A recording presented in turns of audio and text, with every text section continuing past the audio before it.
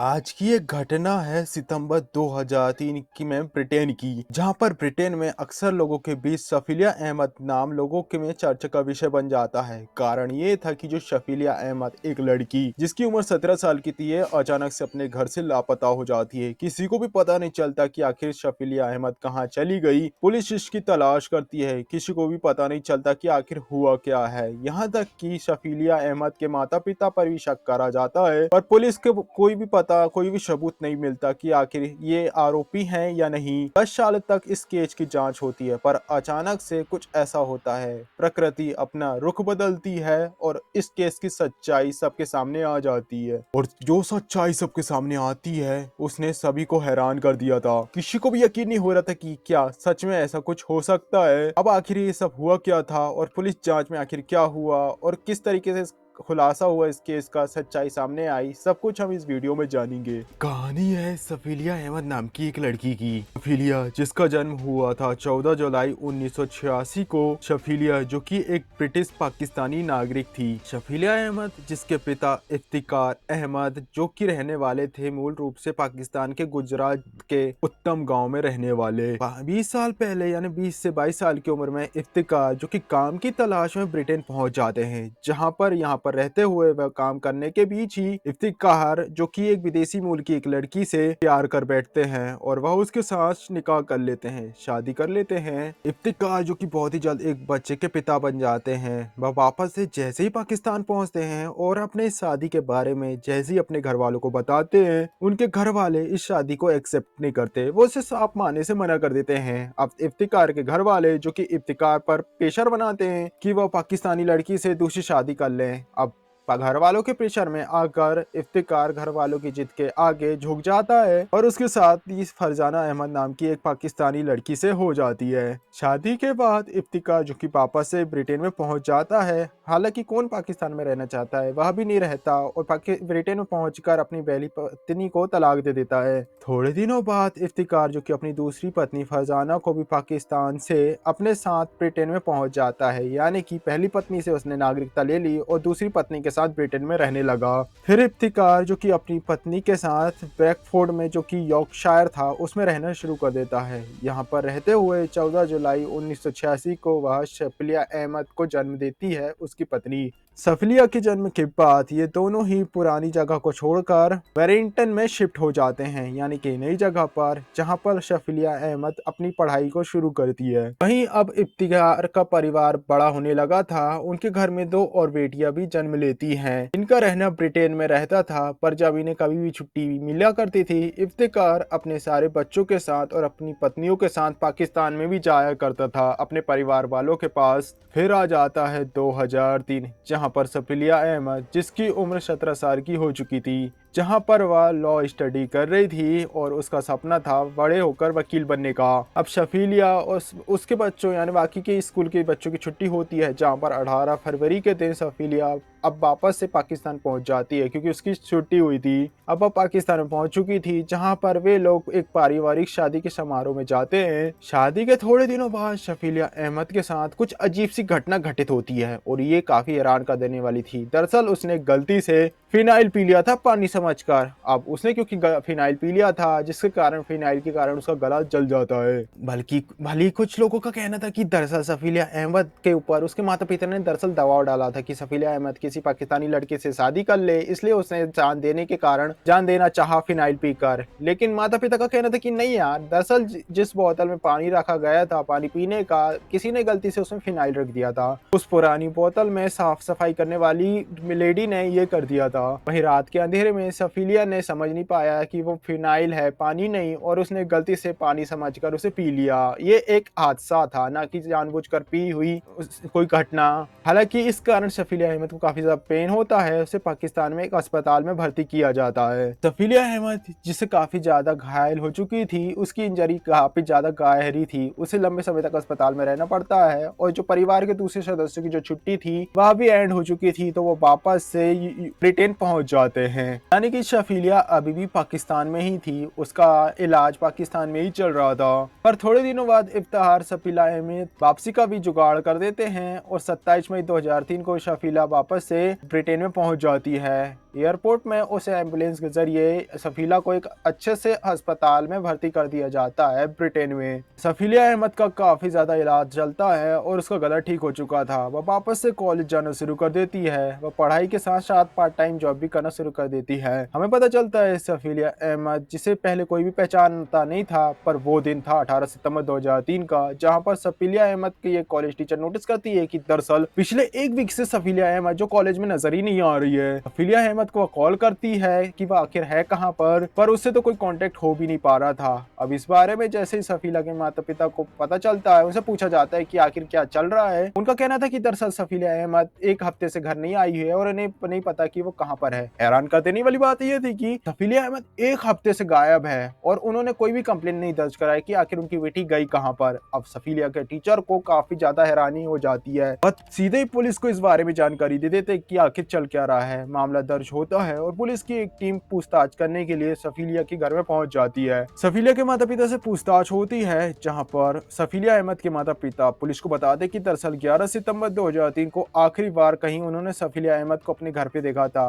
और उसके बाद से अचानक से सफीलिया अहमद गायब हो गई। अब पुलिस वालों का कहना था कि यार, जब तुम्हारी बेटी एक हफ्ते से गायब है तो उन्होंने अब तक पुलिस की हेल्प क्यों नहीं ली, अभी तक कोई शिकायत क्यों दर्ज नहीं कराई। जहां पर सफीलिया अहमद के माता पिता कहते हैं कि यार, पहली बार ऐसा नहीं है जहां पर सफीलिया अहमद घर से गायब हुई है, दरअसल वह अक्सर कई बार ऐसा कर चुकी है। अब इस बात को सही साबित करने के लिए पुलिस जांच करती है। पुलिस रिकॉर्ड में चेक करती है तो पता चलता है कि दरअसल इससे पहले भी सफीलिया, जो कि कई बार घर से भाग चुकी है। जब सफीलिया अहमद की उम्र केवल 12 साल की थी, तब वह अपने घर से भाग चुकी थी। वो दिन था 10 मार्च 1998 का, जहां पर वह अपनी छोटी बहन के साथ घर से भाग चुकी थी। सफीलिया के माता पिता ने दोनों बहनों की मिसिंग होने की रिपोर्ट पुलिस में दर्ज कराई, पर सफीलिया, जो कि शाम होने के बाद अपने घर लौट आती है, और जो सारे रिकॉर्ड थे उनका कहना था कि यह दूसरी बार भी हुआ था, जहां पर 25 नवंबर 2002 को घर से भाग चुकी थी, जहां पर इफ्तिकार अहमद, जो कि अपनी बेटी की मिसिंग रिपोर्ट दर्ज कराते हैं। और फिर जब खोजबीन होती है, पुलिस को सफीलिया अहमद एक पार्क में नजर आती है और जब पुलिस जाकर उनसे बातें करती है और उसे वापस ला लिया जाता है। फिर इसके बाद 3 फरवरी 2003 को सफीलिया अहमद, जो कि अपने दोस्त के साथ घर छोड़कर भाग जाती है, जहां पर सफीलिया अहमद 2 दिनों तक अपने घर नहीं लौट आती। वहीं 5 फरवरी 2003 को सफीलिया अहमद अनाथ लोगों के लिए बनाए हुए शेफ हाउस में चली जाती है, शेल्टर रूम में, और वहां जाकर उसने अपने माता पिता के खिलाफ रिपोर्ट दर्ज करा दी थी। वह रिपोर्ट दर्ज कराती कि उसके माता पिता उस पर घरेलू हिंसा करते हैं और मानसिक उत्पीड़न करते हैं। अभी ये रिपोर्ट दर्ज होने के बाद पुलिस सफीलिया अहमद के माता पिता से बातें करके सब कुछ क्लियर कर देती है और सफीलिया अहमद वापस से अपने पिता के घर लौट आती है।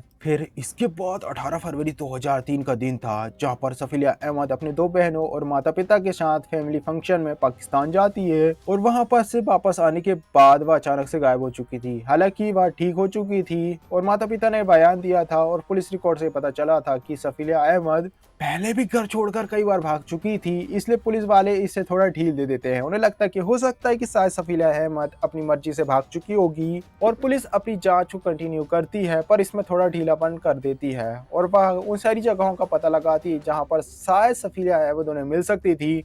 पर इस बार सफीलिया अहमद उन्हें नहीं मिल पाती है और सफीलिया अहमद, जो कि पहले से भी भाग चुकी थी, ये एक मुख्य कारण था देरी होने का। लेकिन जब मीडिया को इस बारे में पता चलता है, वह पुलिस पर प्रेशर बनाती है और स्थानीय स्तर पर बहुत ज्यादा प्रेशर होने के कारण पुलिस इस मामले को बहुत ही गहनता से लेती है। जहां पर पुलिस वालों को सफीलिया के घर से सफीलिया की लिखी हुई कई सारी कविताएं मिलती है। इन कविताओं में सफीलिया ने अपनी फीलिंग्स को जाया करा था। वह बताती है कि कैसे उसके साथ उसके घर में कैसा माहौल था, कैसे बताती है वह कि कैसे माता पिता का कहना था कि उसका बीता जीवन एक पूरी पाकिस्तानी लड़कियों की तरह हो, पर सफीलिया अहमद को वेस्टर्न कल्चर में जीना था। और इन सारी बातों को वह अपनी कविताओं के जरिए एक पन्नों में लिखी हुई थी, जो कि पुलिस को मिल जाती है। ये सारी लाइन जब लोगों को पता चलती है, ये मामला धीरे धीरे लोगों के सामने आने लगता है और लोग अब प्रेशर बनाते हैं पुलिस के ऊपर कि पुलिस इस पर ध्यान दे। पर पुलिस को तो कोई भी सुराग नहीं मिल रहा था सफीलिया के बारे में कुछ भी पता करने के लिए। पर एक सीसीटीवी फुटेज में एक तस्वीर नजर आती है और ये तस्वीर जब सफीलिया अहमद के माता पिता को दिखाई जाती है तो वह कहते हैं कि दरअसल हाँ, ये उन्हीं की बेटी है। यानी सीसीटीवी फुटेज में जो लड़की दिख रही है वह सफीलिया अहमद ही है और ये तस्वीर थोड़ी दिन पहले थी, सफीलिया अहमद के गायब होने के पहले।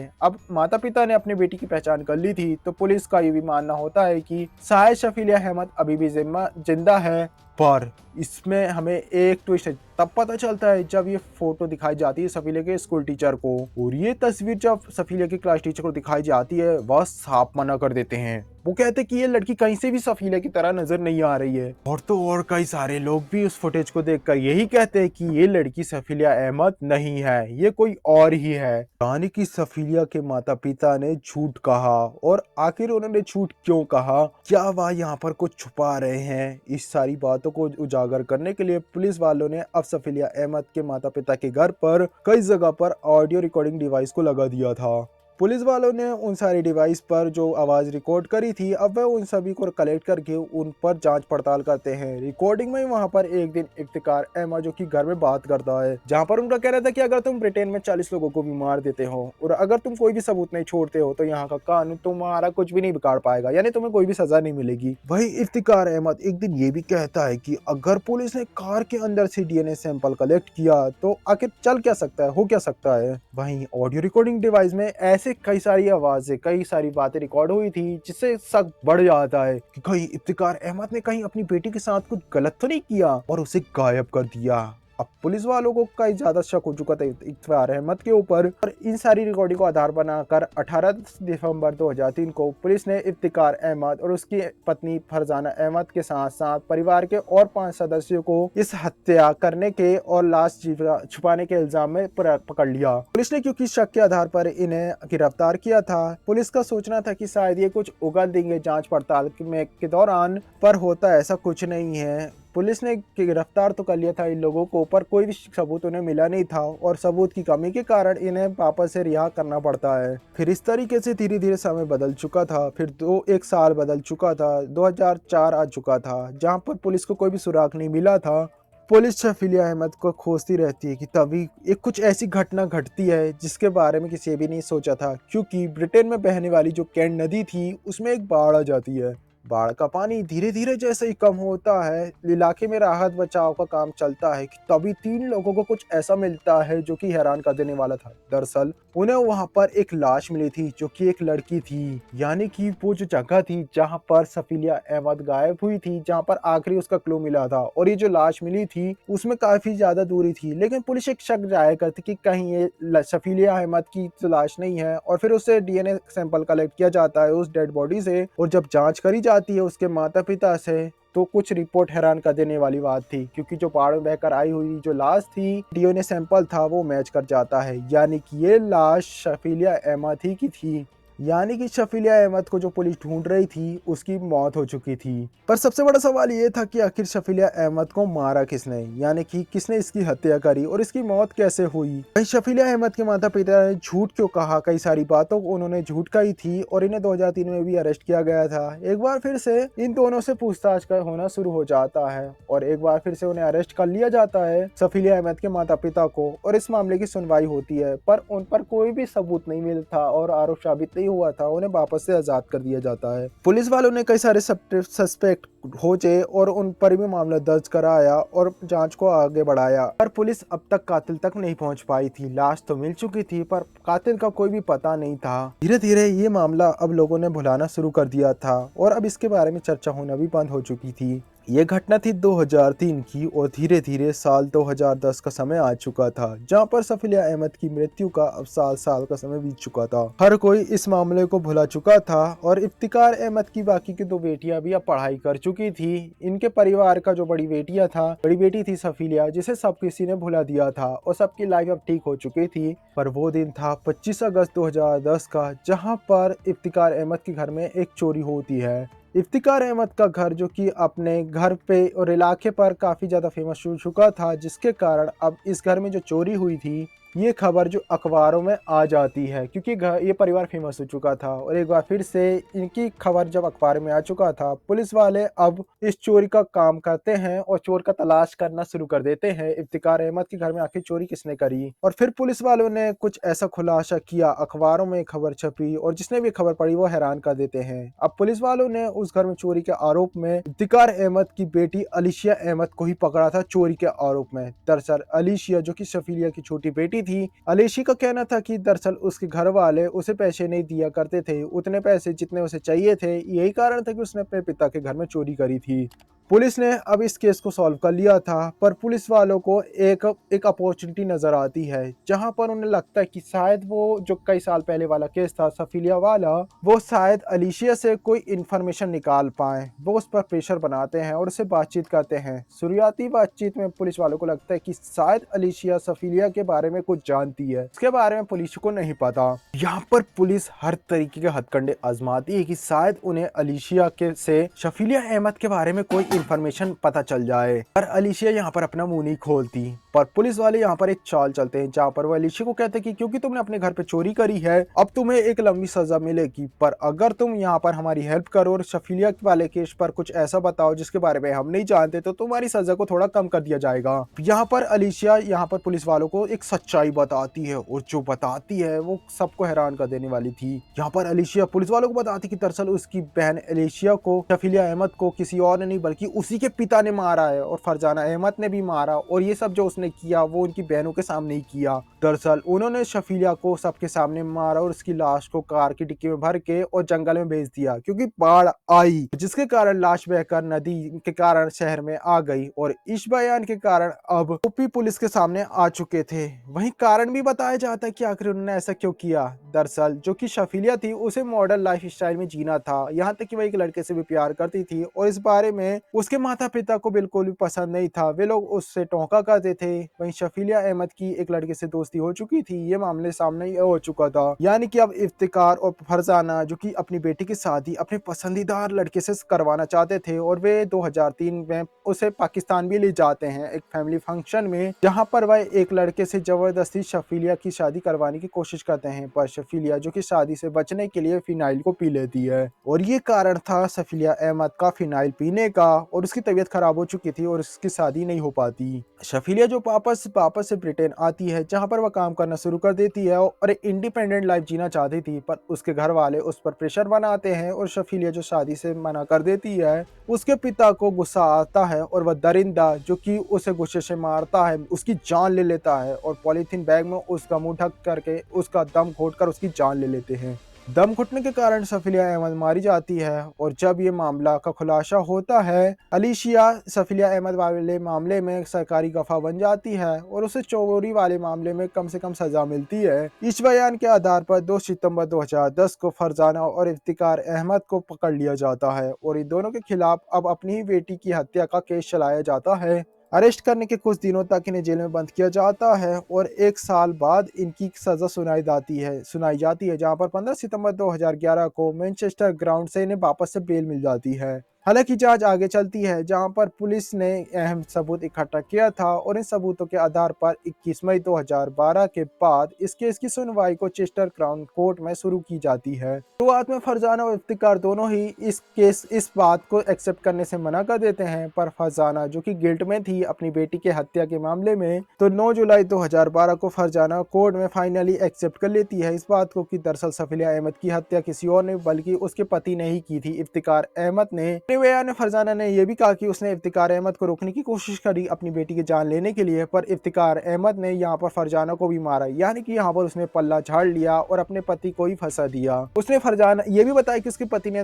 उससे धमकी दी कि अगर उसने इस बारे में किसी को भी बताया तो वह उसे भी मार देगा। इफ्तिकार अहमद के खिलाफ अब 2 गवाह हो चुके थे, उसकी बेटी और उसकी पत्नी। वही जो सारे सबूत थे उसने ये भी सारी बातें बता दी थी, जाहिर हो चुकी थी कि आखिर शफीलिया अहमद की हत्या फरजान अहमद ने ही करी थी और उसकी लाश को जंगल में फेंक दिया था। पर क्योंकि अब बाढ़ आ चुकी थी और बाढ़ के पानी के साथ लाश अब बहते हुए खुद ही नदी के किनारे पहुंच गई और सबके सामने आ गई। फिर जब कोर्ट केस चलता है और अगस्त 2012 को फरजाना और इफ्तिकार को जो अपनी बेटी की हत्या उन्होंने करी थी और हत्या के बाद जो लाश उन्होंने गायब किया था इसका दोषी करार किया जाता है और दोनों को ही 25 साल की सजा सुनाई जाती है। कोर्ट में ये भी बताया जाता है कि क्योंकि एक ऑनर किलिंग थी ये केस चलाया जाता है। कोर्ट के फैसले के बाद हर साल शफीलिया अहमद की याद पर 14 जुलाई को यानी शफीलिया अहमद के जन्मदिन के दिन national day of memory for victims of honour killing को सेलिब्रेट किया जाता है। दरअसल ये पूरी कहानी को सुनने के बाद आपका क्या कहना इस बारे में मुझे जरूर बताइएगा कि ये सब क्या सही हुआ, आखिर शफीलिया अहमद की यहाँ पर गलती क्या थी जबकि उसके माता पिता ने उसे पाकिस्तान छोड़कर उसे ब्रिटेन में रखाया क्योंकि एक वेस्टर्न कंट्री थी, यानी कि वह पूरे वेस्टर्न ख्यालों के साथ पैदा हुई थी, वेस्टर्न इलाकों पर रही थी, वेस्टर्न माहौल में, और उसका वेस्टर्न स्टाइल में जीना उसकी अपनी चॉइस थी। वहीं उसके माता पिता पाकिस्तान के रूढ़िवादी इंसान थे और उसने उन्हें भी उनका यही मानना था कि उनकी बेटी भी उनके ही ख्यालों में जिए, उनकी पसंदीदार लड़के से शादी करे, और इसके कारण उनकी ये पसंद की ये चाहत उनकी बेटी पर इतनी ज्यादा हावी हो गई कि उन्होंने अपनी बच्ची की ही जान ले ली। क्या उन्होंने ये सही किया, ये गलत? आपका क्या कहना है इस बारे में? मुझे कमेंट बॉक्स में जरूर बताइएगा। सो गाइस, ये थी आज की कहानी। आई होप इससे आपको कुछ जानने को जरूर मिला होगा। तो गाइस, मिलते हैं किसी तरीके की अगली क्राइम की घटना में, जहां पर आपको कुछ सीखने को जरूर मिलेगा, ताकि आप सतर्क रहें अपने जीवन में और सुरक्षित रहें क्राइम की घटनाओं से। मिलते हैं गाइस नेक्स्ट वीडियो में, जहां पर आप जानेंगे कई सारी क्राइम की घटनाओं को। मिलते हैं नेक्स्ट वीडियो में, तब तक के लिए बाय।